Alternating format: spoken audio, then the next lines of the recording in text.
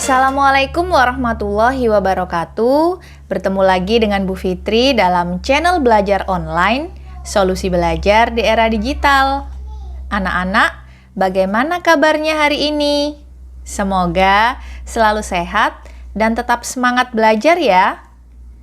Kali ini Bu Fitri akan menyampaikan materi lanjutan dari video sebelumnya, tetap kelas 8 Kurikulum Merdeka, yaitu materi artikel ilmiah populer bagian 2. Langsung saja kita mulai materinya.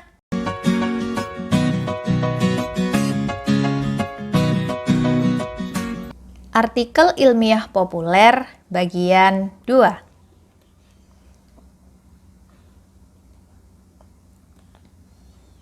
Tujuan pembelajaran yang harus kalian capai pada materi kali ini sebenarnya sama dengan tujuan pembelajaran pada video yang pertama ya anak-anak.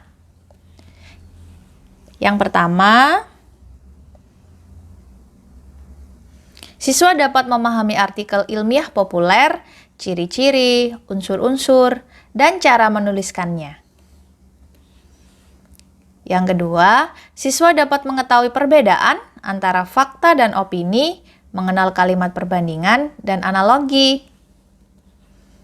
Yang ketiga, siswa dapat memahami sinonim dan antonim. Nah, bagaimana? Sama bukan? Kalau begitu, yuk langsung saja kita mulai belajar.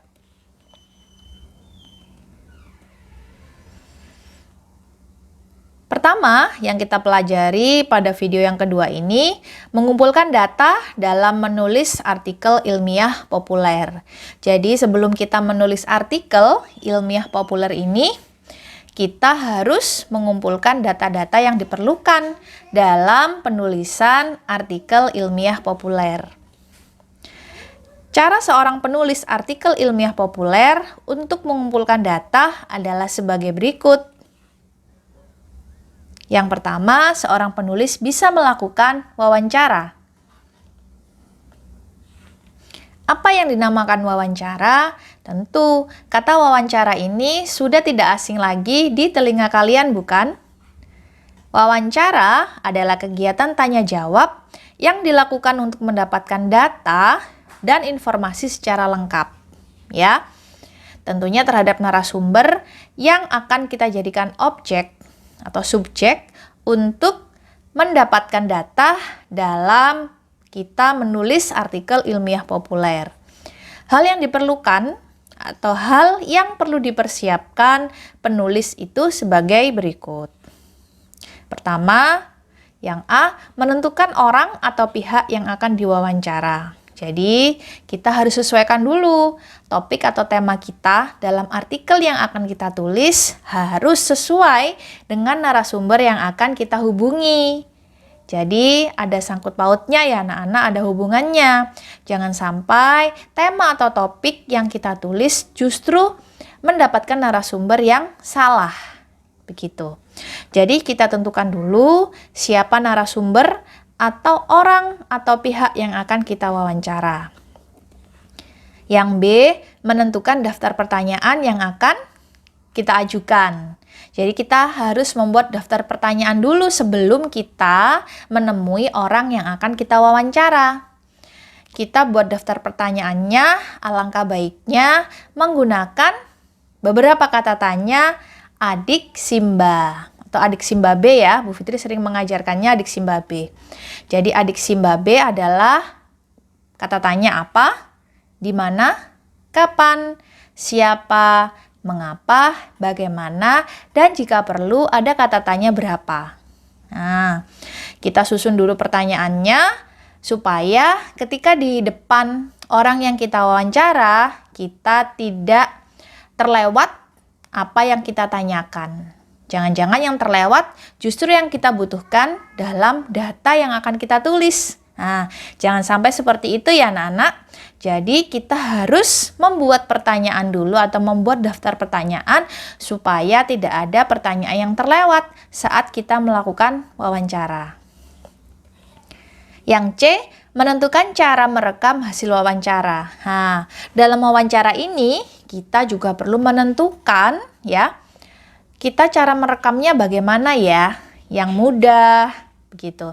Misalnya dengan menggunakan handphone, tape recorder ya, mungkin video dan lain sebagainya. Jadi bergantung terhadap alat yang kalian miliki ya, alat yang kalian miliki. Kemudian selain wawancara ya, selain itu ada etika saat melakukan wawancara. Jadi wawancara terhadap seseorang itu juga memerlukan etika supaya orang yang kita wawancara nyaman dengan kita, bahkan nyaman menjawab pertanyaan yang kita ajukan. Apa etika yang harus kita lakukan dalam berwawancara? Yang A, menyapa orang yang diwawancarai dengan panggilan yang tepat. Misalnya, selamat pagi Pak, selamat siang Bu, selamat malam, Bapak, Ibu, dan lain sebagainya. Ya.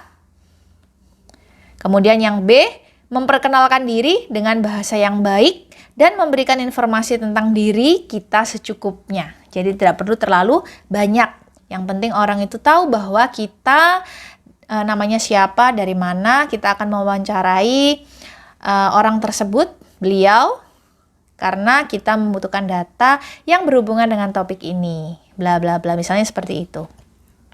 Contoh, saya Andi dari SMP 1 kelas 8C. Misalnya seperti itu. Yang ketiga, yang C, menyampaikan maksud, tujuan, dan keinginan melakukan wawancara dengan bahasa yang baik. Apa maksud kalian untuk melakukan wawancara terhadap orang tersebut? Sampaikan. Contoh, saya sedang melakukan survei tentang jumlah peserta didik SMP 1 yang suka membaca. Saya melihat banyak peserta didik SMP 1 yang sering datang ke perpustakaan untuk meminjam buku.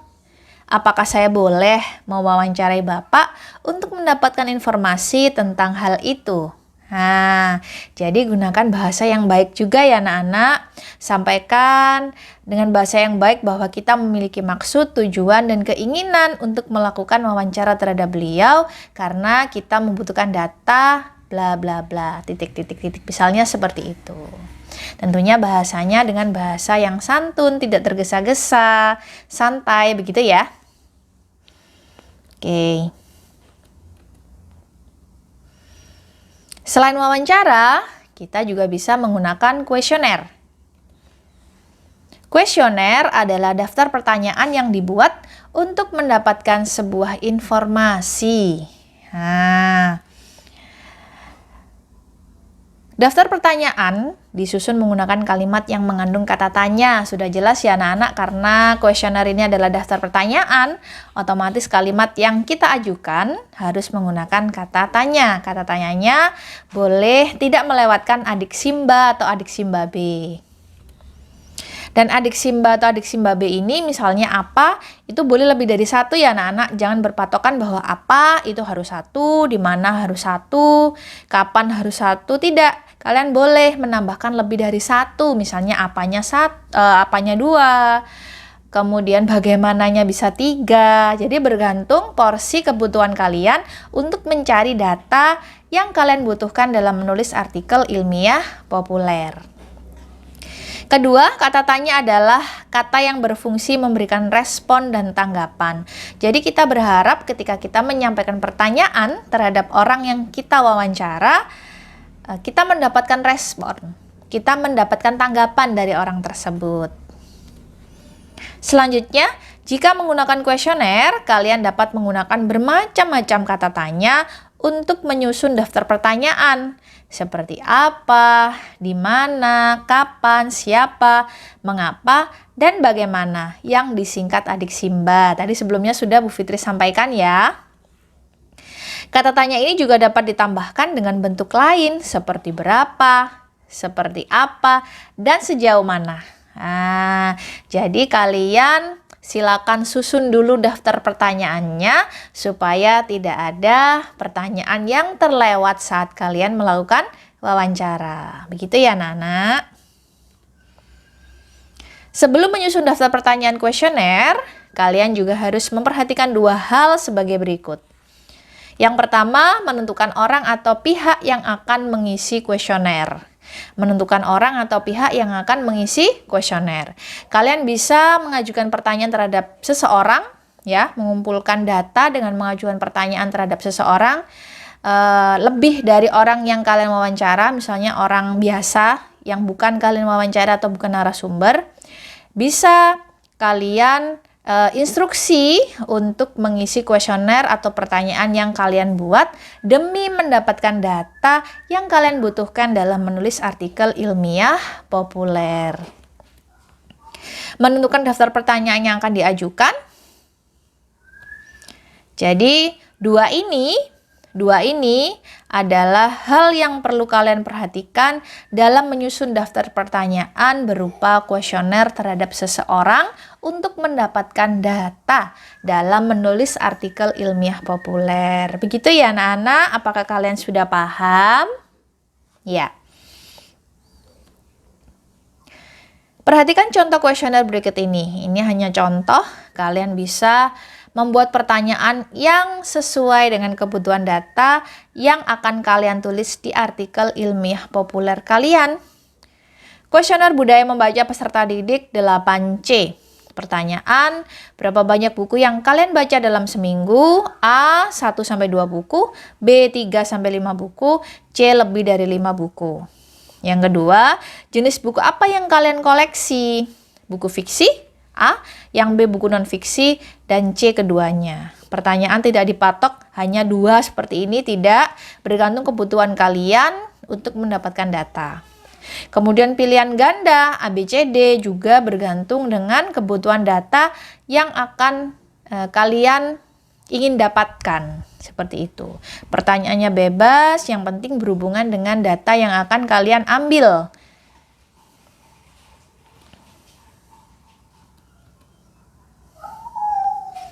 Yang ketiga, kalian bisa mendapatkan data dengan membaca tulisan orang lain sebelumnya yang sudah menulis artikel ilmiah populer yang kalian anggap sudah baik, ya. Silakan membaca banyak sekali tulisan orang lain, ya, tulisan artikel ilmiah orang lain untuk kalian jadikan patokan atau pedoman dalam kalian menulis artikel ilmiah populer kalian sendiri. Jika topik yang dipilih sudah pernah ditulis orang lain, kalian dapat membaca tulisan mereka untuk menemukan informasi yang dibutuhkan. Apalagi topiknya sama dengan orang yang sebelumnya sudah pernah menulis artikel ilmiah populer. Tentu ini sangat membantu kalian dalam menulis artikel ilmiah populer yang baru yang akan kalian tulis. Bukan berarti sama, artinya kalian menulis dengan versi kalian sendiri, tapi kalian bisa membaca tulisan orang lain untuk dijadikan pedoman. Untuk menentukan data pada tulisan tersebut sudah tepat atau belum, kalian dapat melakukan 3 langkah pemeriksaan data berikut. A. Cermatilah media tempat tulisan itu dimuat. Ya, silakan ketika kalian membaca tulisan orang lain, tulisan orang lain itu dimuat di mana? Semakin tenar begitu ya, maka tulisan itu dianggap baik anak-anak. Semakin nama orang atau penulisnya semakin terkenal, maka tulisan artikel ilmiah populernya tidak diragukan lagi, dan itu bisa dan sangat bisa kalian jadikan pedoman dalam menulis artikel ilmiah populer. Periksalah kredibilitas media tersebut, apakah kredibilitasnya baik atau sedang atau biasa-biasa saja. Kalian bisa menentukan atau kalian bisa memilih kira-kira mana tulisan yang layak aku baca, layak saya baca untuk saya jadikan pedoman dalam menulis artikel ilmiah populer. Tulisan yang dapat kalian gunakan sebagai sumber informasi hendaknya dimuat oleh media yang terpercaya, ya, dan sudah melalui pemeriksaan editor. Kalau sudah melalui pemeriksaan editor, berarti tulisan orang tersebut itu sudah baik, ya, karena dia sudah lolos dalam pemeriksaan editor. Apalagi media tempat tulisannya dimuat itu medianya sudah terpercaya, otomatis artikel ini sudah tidak diragukan lagi kebenarannya, kevalitannya, dan kebaikannya, seperti itu. Yang B, carilah data pendukung sebanyak-banyaknya. ya, dari manapun. Jangan hanya mengandalkan satu sumber saja, beberapa sumber boleh, tulisan orang lain boleh beberapa, wawancara orang bisa beberapa, kuesioner juga diambil dari beberapa orang, gitu ya. Carilah sumber lain agar kalian dapat membandingkan informasi yang kalian dapat. Jadi buat perbandingan, nggak hanya satu, kalau hanya satu yang kalian ambil, untuk jadikan pedoman itu tidak bisa dijadikan perbandingan, sehingga kalian tidak tahu mana tulisan yang lebih baik dari tulisan yang sebelumnya atau setelahnya, seperti itu. Jika kalian mengambil informasi dari tulisan orang lain, kalian harus mencantumkan sumber informasi tersebut dalam tulisan kalian, karena ini berhubungan dengan karya orang lain ya anak-anak. Jadi alangkah baiknya ketika kalian mengutip, ketika kalian mengambil informasi dari tulisan orang lain, sebaiknya kalian mencantumkan nama penulisnya, sumber informasinya dari mana ya. Mungkin dia artikelnya judulnya apa, penulisnya, medianya misalnya. Nah, itu bisa kalian cantumkan dalam tulisan kalian bahwa kalian telah mengutip atau mengambil informasi dari tulisan orang lain. Tapi mungkin bisa kalian modifikasi kata-katanya, kalian tambahkan pendapat kalian, tambahkan fakta dan lain sebagainya. Itu bisa.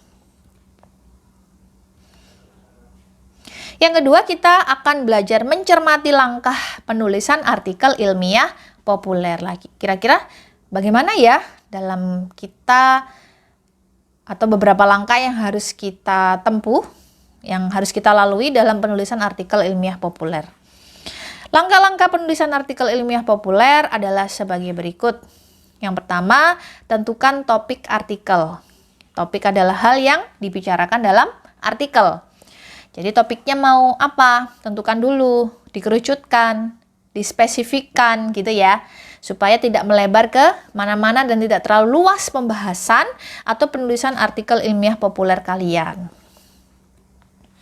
Berikut contoh topik yang dapat kalian jadikan inspirasi dalam menulis. Misalnya, yang A, budaya membaca peserta didik kelas 8C. Nah, kalian akan menulis sebuah artikel ilmiah populer ya, yang berhubungan dengan budaya mereka dalam membaca. Karena budaya membaca itu masuk dalam literasi dan sekarang sedang booming dilakukan oleh siswa-siswi ya, peserta didik di Indonesia. Karena minat baca kita di Indonesia ini masih sangat rendah. Jadi pemerintah sedang gencar-gencarnya untuk memberikan motivasi agar peserta didik Indonesia ini bisa meningkatkan literasinya dengan baik. Nah, ini sangat cocok dijadikan artikel ilmiah populer dengan judul budaya membaca peserta didik kelas 8C. Jadi kelas 8C aja yang kita analisis atau kita buat artikel ilmiah populernya. Jadi tidak terlalu luas. Yang B, manfaat kebiasaan sarapan bagi peserta didik.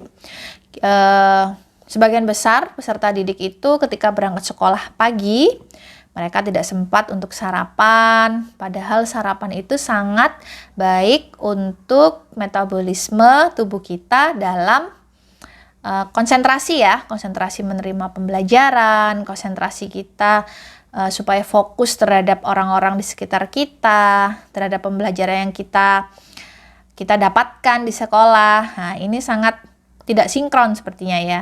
Jadi manfaat kebiasaan sarapan bagi peserta didik. Manfaatnya apa? Kita perlu sosialisasi ya dengan menulis artikel ilmiah populer dalam bentuk atau dalam judul manfaat kebiasaan sarapan bagi peserta didik, karena peserta didik yang terbiasa sarapan dan terbiasa tidak sarapan itu tentu berbeda dalam fokus menerima pembelajaran. Seperti itu. Kemudian C, minat peserta didik kelas 8 mengikuti ekskul pramuka. Tentu kita tahu bahwa ekskul pramuka ini di sekolah kita itu sangat wajib ya anak-anak. Jadi tapi di sisi lain beberapa siswa ada yang sayang sekali tidak berminat dengan ekskul pramuka. Jadi mungkin barangkali mereka mengikutinya tidak dengan sepenuh hati.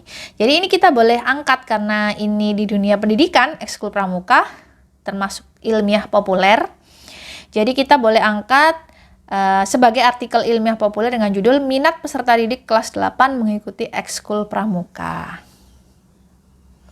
Yang D, kebiasaan peserta didik di kelasku membawa bekal ke sekolah. Nah, ini berhubungan dengan kesehatan, ya, kebersihan. Ketika kita membawa bekal sendiri dari rumah, otomatis kita tahu bahan-bahan yang akan kita masukkan dalam bekal kita. Bahan yang sehat, bahan yang terjaga higienis kebersihannya. Jadi ini sangat bermanfaat untuk kita yang membawa bekal itu, supaya tubuh kita atau makanan yang masuk dalam tubuh kita ini juga bersih, higienis, dan tentunya bekalnya harus yang sehat. Jadi sangat membantu untuk menjaga kesehatan kita dalam beberapa hari ke depan atau ke masa depan kita.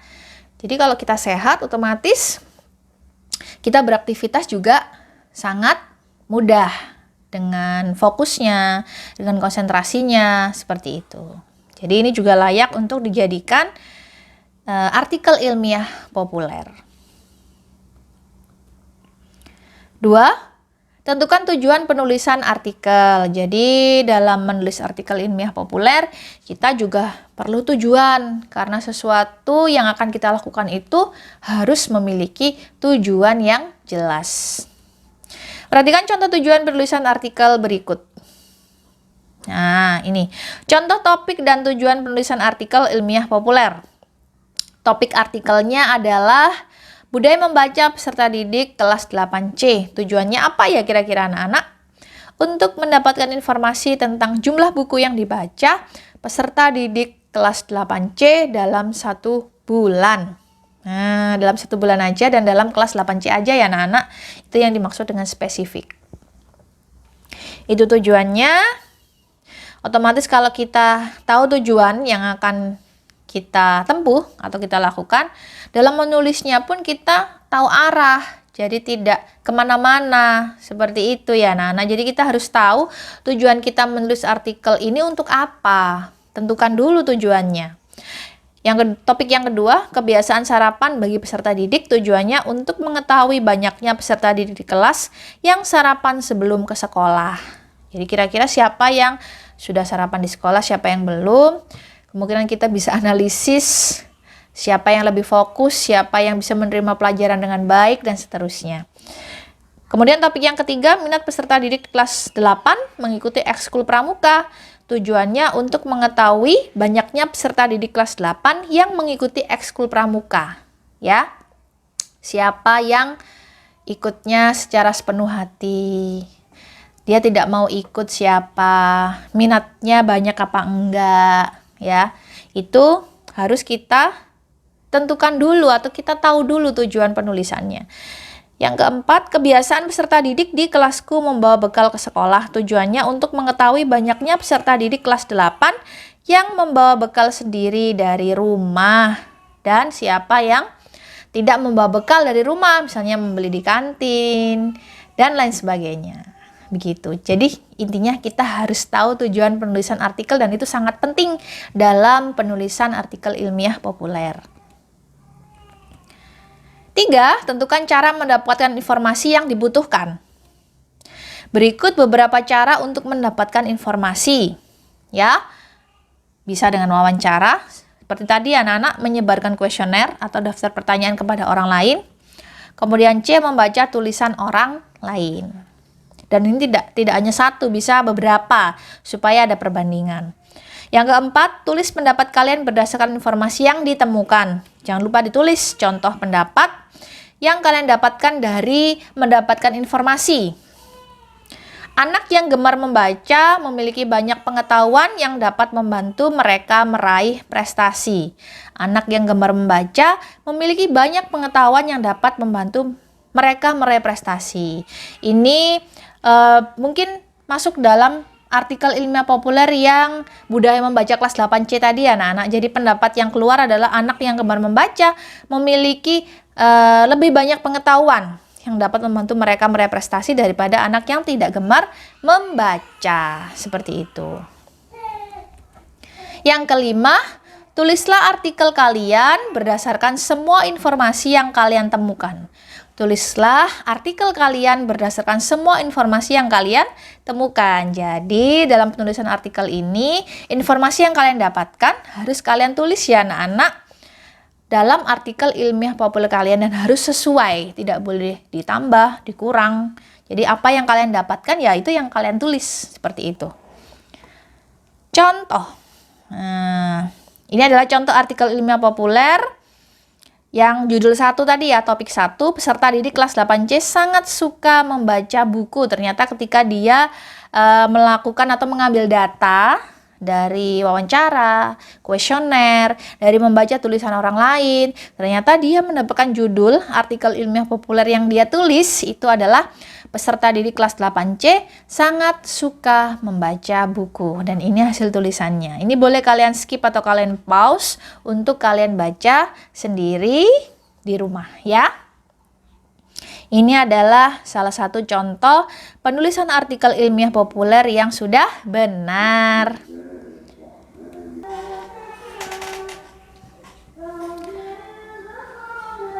Materi yang selanjutnya adalah membandingkan kalimat perbandingan, analogi, sinonim, dan antonim. Agar bahasanya lebih ringan dan isinya mudah dipahami. Sebentar ya. Agar bahasanya lebih ringan dan isinya mudah dipahami, artikel ilmiah populer juga mengandung kalimat analogi, sinonim, dan antonim. Simaklah penjelasan berikut. Kalimat perbandingan dan analogi. Apa yang dinamakan perbandingan dan apa yang dinamakan analogi? Kalian perlu tahu dulu ya anak-anak supaya kalian bisa paham. Kita mulai dengan perbandingan dulu. Perbandingan adalah membandingkan dua hal yang mempunyai kesamaan bentuk dan sifat secara langsung. Kata kuncinya, kalian nanti dalam kalimat perbandingan akan bertemu dengan kata daripada, seperti, selaras, dibandingkan, dan sementara. Nah, ini bisa dipastikan bahwa kalimat ini adalah kalimat perbandingan. Dan kalian akan banyak menemui kalimat perbandingan ini dalam artikel ilmiah populer. Analogi. Apa yang dinamakan analogi? Membandingkan dua hal yang mempunyai kesamaan bentuk dan dengan cara kiasan atau perbandingan tidak langsung. Jadi ini ada sesuatu yang dibandingkan secara tidak langsung ya. Nah, itu namanya analogi. Kata kuncinya, kalian akan banyak bertemu dengan kata bak, bagai, bagaikan, umpama, seumpama, dan laksana. Nah, ini semua adalah kata-kata kunci yang akan kalian temui dalam kalimat analogi. Begitu ya anak-anak. Contoh kalimat perbandingan. Yang pertama, fasilitas untuk peserta didik difabel di sekolah ini tidak seperti fasilitas untuk peserta didik difabel di sekolahku. Nah, kata seperti Bu Fitri miringkan, artinya kalimat ini adalah kalimat yang mengandung perbandingan. Apa yang dibandingkan? Fasilitas sekolah yang ada di sekolah ini, di sekolah yang sedang dia datangi mungkin ya, dengan fasilitas dia di sekolahnya, di sekolah dia sendiri. Jadi ada sesuatu yang dibandingkan sekolah yang dia survei atau dia datangi dengan sekolah dia sendiri. Itu ada perbandingan. Itu yang dinamakan dengan kalimat perbandingan. Yang kedua, kelasku jauh lebih bersih daripada kelasnya. Kelasku dan kelasnya ada yang dibandingkan. Dan kata kuncinya dalam kalimat perbandingan ini adalah daripada, dan Bu Fitri sudah miringkan. Yang ketiga adalah sekolah inklusi mempunyai fasilitas lebih lengkap dibandingkan sekolah biasa. Yang dibandingkan adalah sekolah inklusi dan sekolah biasa. Nah, dan kata kunci yang ada dalam kalimat perbandingan ini adalah dibandingkan. Sekarang contoh kalimat analogi. Pertama, membicarakan fasilitas untuk peserta difabel cukup rumit. Bak mencari jarum dalam jerami. Ya, jadi ada kata bak di sini. Maka ini bisa disebut dengan kalimat analogi. Pinter anak-anak. Yang kedua, bagi peserta didik difabel, menaiki tangga sekolah laksana mendaki gunung yang sangat tinggi. Karena peserta didik difabel ini mempunyai keterbatasan ya. Maka baginya ketika menaiki tangga sekolah itu laksana mendaki gunung yang sangat tinggi. Di sini ada kata kunci kalimat analoginya adalah laksana. Seperti itu. Yang ketiga, pemerintah harus menyediakan fasilitas bagi kaum difabel seumpama menyediakan fasilitas bagi rumah sendiri. Ya, pemerintah harus menyediakan fasilitas bagi kaum difabel seumpama, misalnya gitu ya, menyediakan fasilitas bagi rumah sendiri. Jadi kata kunci dalam kalimat analogi ini, dalam kalimat ini adalah seumpama. Seperti itu ya anak-anak. Bagaimana, sudah jelas ya kalimat perbandingan dan analogi. Sekarang kita lanjut materi antonim dan sinonim. Kita mulai dengan antonim dulu. Saya yakin ketika kalian SD mungkin ya, kalian sudah banyak sekali mengenal beberapa kata antonim dan sinonim. Kita ulang dulu ketika kita di kelas 8 ini. Antonim, kata-kata yang maknanya berlawanan, ya, berlawanan, beda arah gitu ya. Kata-kata yang maknanya berlawanan, contoh adalah susah dengan senang, kemudian siang dengan malam, kemudian positif dengan negatif, muka dengan belakang, dan yang terakhir laki-laki dengan perempuan. Ini semua adalah berlawanan. Kita lanjut ke sinonim. Bagaimana, ingat sinonim? Kata-kata yang maknanya sama atau mirip. Mirip juga boleh ya. Contoh sinonim. Menatap itu mirip atau sama dengan memandang. Kemudian indah sama dengan elok. Teratur sama dengan tertata. Bertemu sama dengan berjumpa. Bunga kecubung sama dengan bunga lonceng yang bentuknya seperti trompet itu ya anak-anak, yang lonceng itu ya. Itu. Nah, bagaimana? Kalian sudah ingat dengan antonim dan sinonim anak-anak? Mudah bukan ya? Sekarang kita masuk ke contoh supaya kalian lebih paham, lebih mendalam lagi. Contoh kalimat berantonim. Yang pertama, guru pendamping yang paling merasakan susah senang mengajar peserta didik difabel. Guru pendamping yang paling merasakan susah senang mengajar itu peserta didik difabel. Jadi, susah senang ini adalah kalimat antonim, kata antonim yang bisa dijadikan dalam satu kalimat langsung, gitu ya. Peserta didik kelas 9 SMP Merdeka belajar siang dan malam untuk persiapan ujian akhir. Yang Bu Fitri miringkan ini berarti adalah antonim.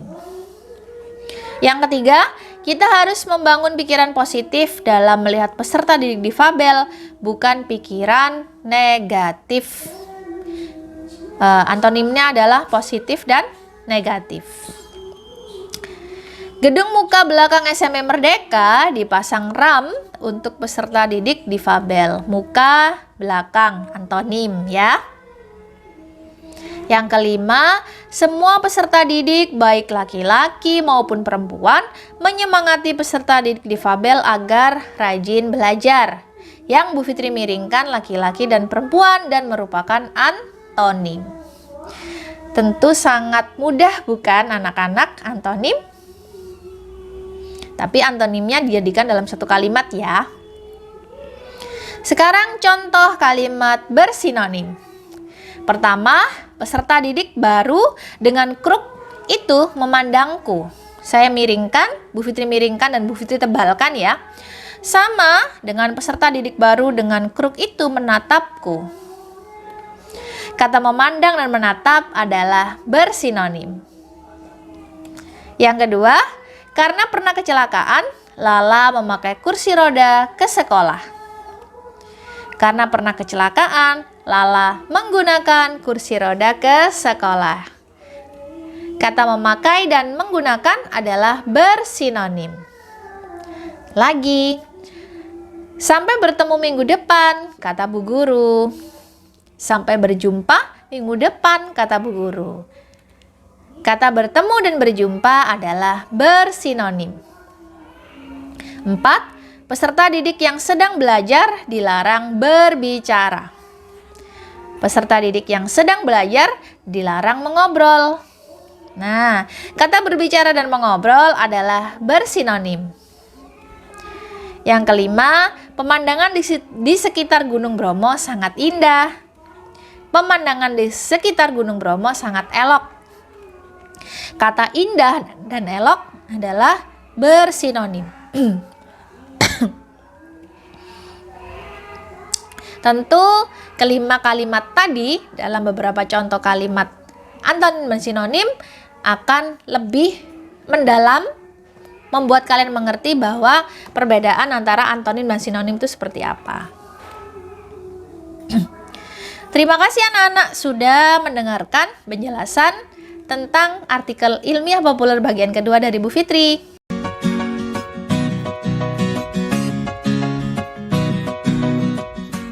Demikian materi artikel ilmiah populer bagian 2 yang sudah Bu Fitri sampaikan. Kalian bisa melihat materi pada bagian pertama di video sebelum ini ya anak-anak. Materi ini bisa kalian jadikan bekal untuk kalian mengikuti penilaian harian atau penilaian akhir semester. Bu Fitri pamit. Tetap selalu sehat dan tetap semangat belajar. Wassalamualaikum warahmatullahi wabarakatuh.